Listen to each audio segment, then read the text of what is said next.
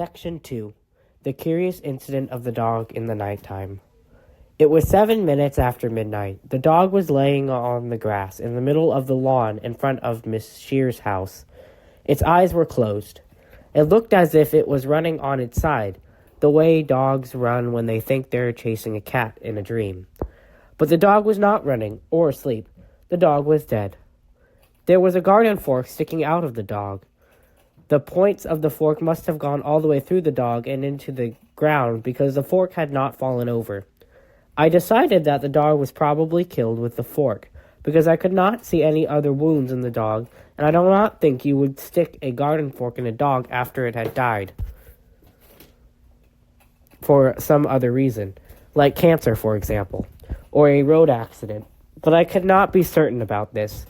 I went through Mrs. Shear's gate, closing it behind me.